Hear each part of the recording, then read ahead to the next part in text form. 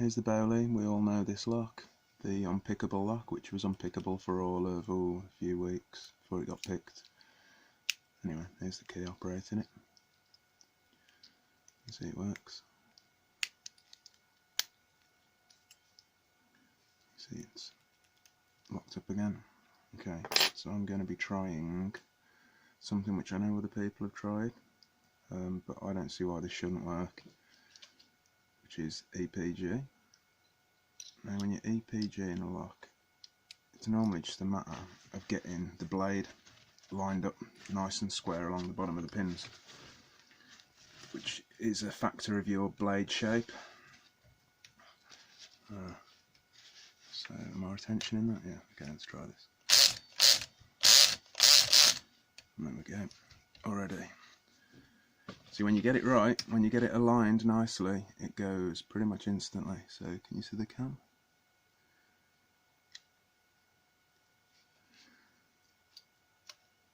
You can see it rotating there. So the lock is picked at this point. So now we need to extricate the tools, and I'll show you that it is indeed a genuine Bowley.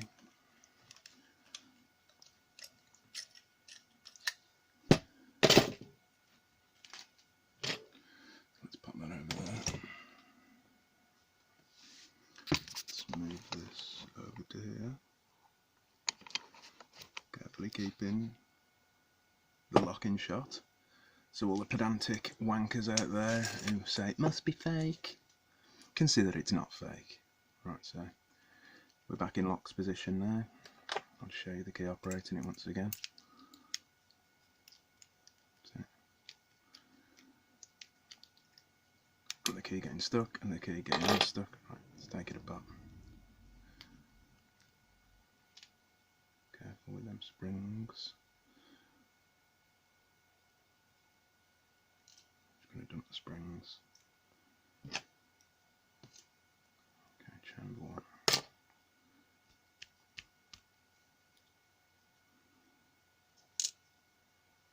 Chamber 2.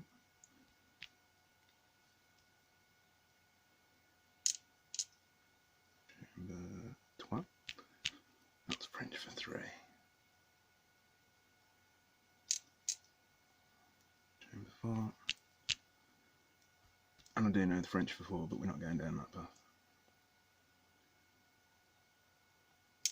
Oops. And chamber 5. Let's try that. I'll have to put chamber 5 just a little higher than chamber 4 in the pin tray here. This is actually one of a few techniques I've used to open both this and the two-pronged Bowley.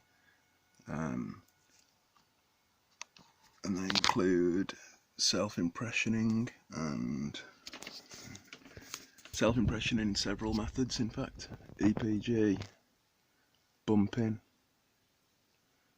So we can see quite a good look at the pins.